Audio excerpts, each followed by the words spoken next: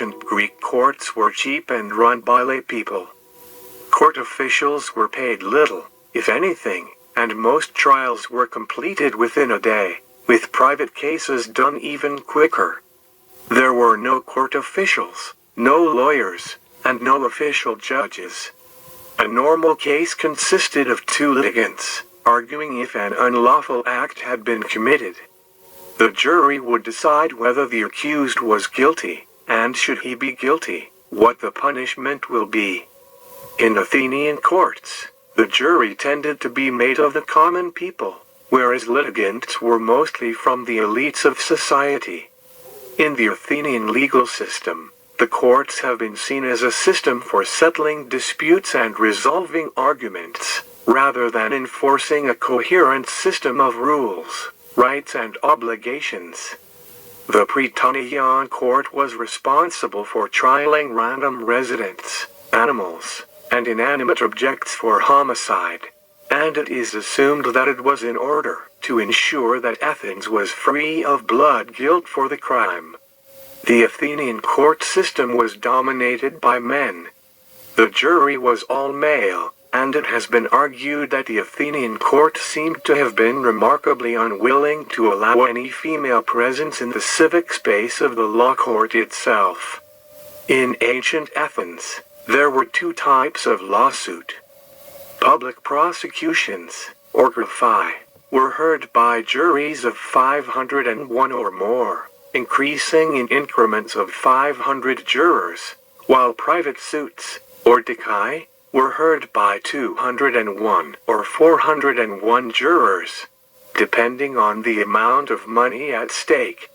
Juries were made up of men selected from a panel of 6,000 volunteers, who were selected annually and or required to be full citizens, aged over 30.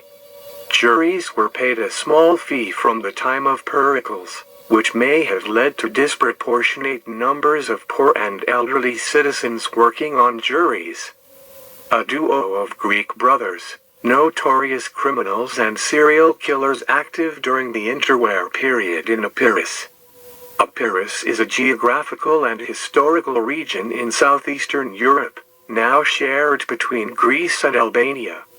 It lies between the Pindus Mountains and the Ionian Sea, stretching from the Bay of Vlor and the Acherusuranian Mountains in the north to the Ambracian Gulf and the ruined Roman city of Nicopolis in the south. It is currently divided between the region of Epirus in northwestern Greece and the counties of Eurocastor and Vlor in southern Albania. The largest city in Epirus is Ioannina, seat of the Greek region of Epirus, with Eurocastor the largest city in the Albanian part of Epirus. Giannis and Thymios Retzos were brothers from the same parents. Both brothers originated from the small village of Anageo, in Preveza, Greece.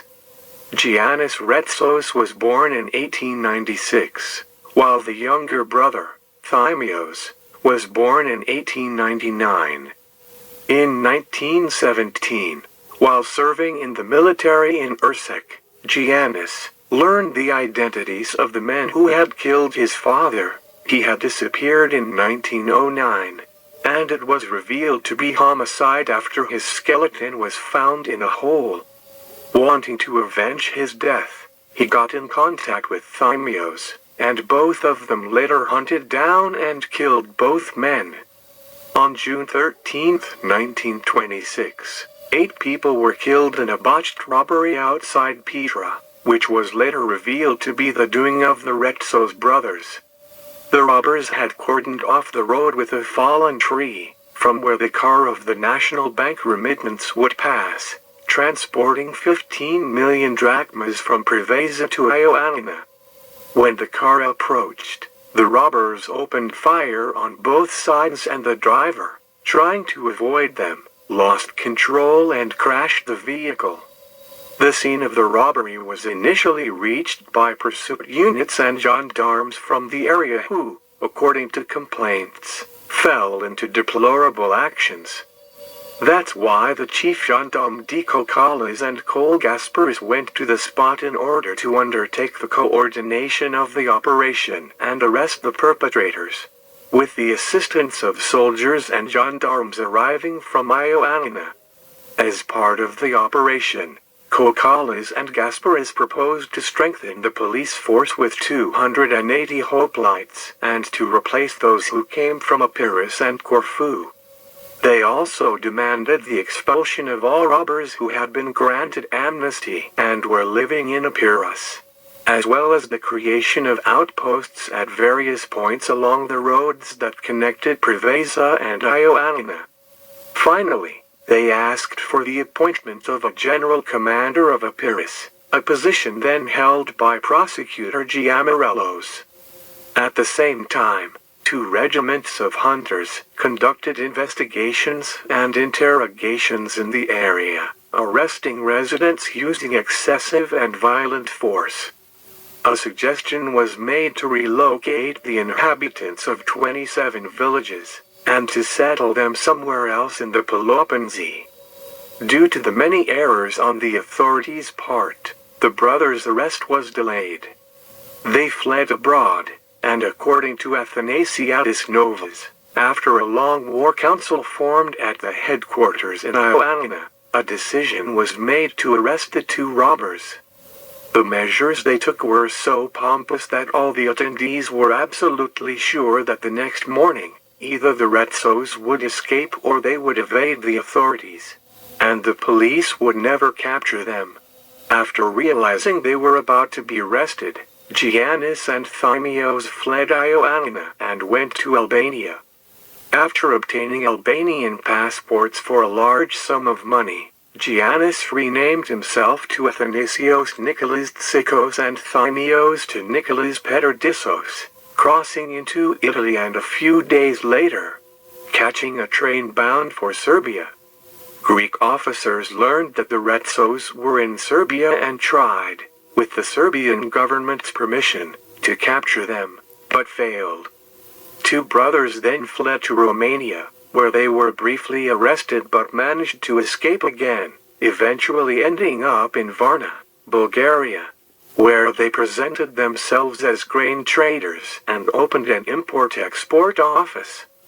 They were finally arrested there in the autumn of 1928 by Greek police, in collaboration with their Bulgarian colleagues and the important help of the Romanian Security General Inspector Strati Stratulescu. In November 1928, they were extradited by train to Greece. In September 1929, the Retzos were put on trial for the Peter robbery, before the 5-member Court of Appeals in Corfu. 16 other people were tried along with them. On October 7, 1929, the trial came to an end. Giannis and Thymios, along with 3 accomplices, were sentenced to death, while the others were sentenced to life imprisonment. The execution order was sent to the prison director in early March 1930, but it was kept secret until the day of the execution, for fear that the prisoners would try to escape. At 4 a.m. on March 5, 1930, the Corfu Gendarmerie commander and other senior officers arrived at the prison, while a few days earlier, the Athens police chief, Kalaivatis, had arrived and had set up armed police guards with additional civilian guards along the way, for fear of being kidnapped by the brothers' acquaintances. At 5 a.m., the priest arrived, with the 5 convicts confessing all of their sins to him. At 6 a.m., the gendarmes entered the cell, handcuffed the brothers and led them out. The 2 Retzos, accompanied by 10 gendarmes, got into a luxury car, whose driver was notified shortly before the execution and didn't know who he was transporting. The other 3 were put in a second, also luxurious car. After 10 minutes had passed, they arrived at the designated location, in an area outside the old fortress in Corfu. Apprentice police officers from the nearby police school had come to watch the execution, At 7 o'clock, the brothers were set at a distance of 10 meters from the executive attachment and made to stand and wait. The firing squad, consisting of 30 junior officers, 15 gendarmes and 15 soldiers in 2 rows, took up positions. The soldiers were placed in 2 rows, the front kneeling, the rear standing, and every 6th marked the one in front of them. The detachment gave them their weapons, and after Prosecutor Giannopoulos read out the death sentence, the soldiers were ordered to fire. Dense smoke arose the rifles, and as soon it cleared, all 5 men were seen falling on top of each other. In order to give a gratuitous shot, all 5 bodies had to be separated.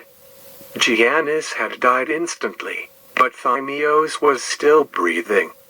Kokkalis was left with a smile on his face. Diamantis had fallen with his mouth to the ground as if biting it, and Kapsulis, having suffered a ruptured abdomen, was bloodied. By 7:30, it was all over. The doctor confirmed that the convicts were deceased, and they were transported to the cemetery, where their relatives received their bodies. Giannis Retzos was 34 years old, while Thymios Retzos was 31 years old at the time of their executions. Thank you for watching Death Row.